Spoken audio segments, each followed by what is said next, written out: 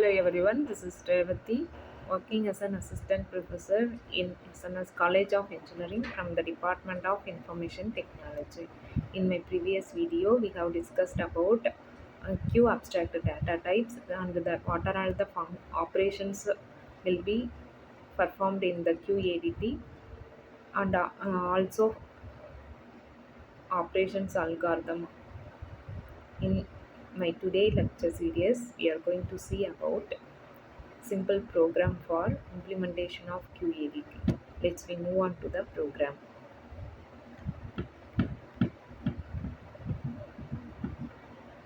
This is the program for QADT implementation.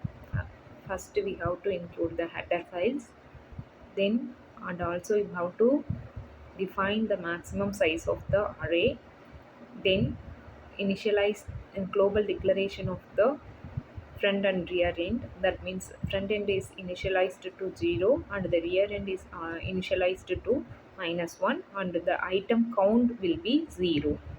First you have to define the int peak function. As we know as int peak function is used to return the front element of the queue without deleting that element from the queue. Here int peak is return int array of front element. Then queue is empty. It will return the it will return 0. If the queue is empty means it will return the value as 1, otherwise it will return the value as 0. Then int size, int item count. Then another function is void insert. For that you have to declare one variable in integer. For that void insert int of data. This data is going to insert new element to the queue, that means enqueue. Then for that you have to check whether the queue is full or not first. So we are using for loop for checking that condition. If rear equal to maximum size minus 1, here the maximum size is defined as 6, so 6 minus 1 is 5. If rear end equal to at the fifth position means it will return the rear end is equal to 0. Otherwise it will increment the rear end value by 1 and will insert that new data into the queue, that will enqueued. Then another one function is dq function. Here int remove of data. Here we are going to return a value, so integer data type is used for this function. Then if first you have to check the front element is equal to maximum, that means front equal to 6, that will return the front value as 0. Otherwise it will decrement the front value by 1 and delete the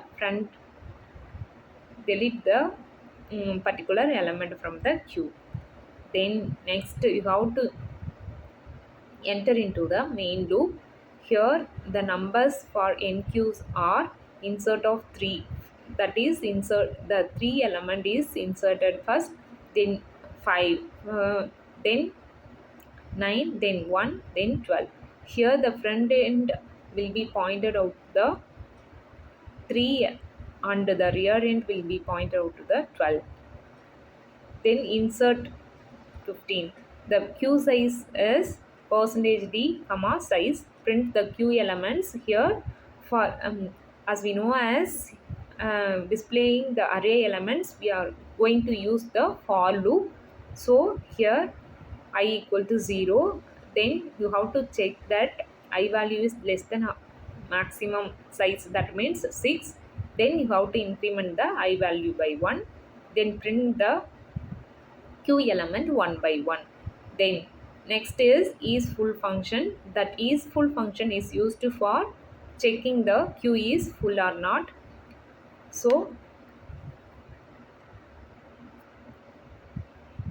if the queue is full means it will return the value as 1. that means true, otherwise it will return the value as 0. Then integer number equal to, this is for removing data, that means dq an element from the queue. Then printf element removed, that is that data is entered into the queue is defined in integer type. So here we are using percentage %d. Then you have to retrieve that number from the queue. Then print of size of the queue after deletion, and also call the size function for printing the size of the queue. Then print element at front equal to percentage %d.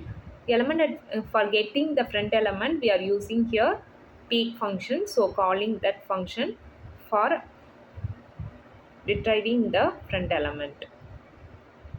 Then applications of queue is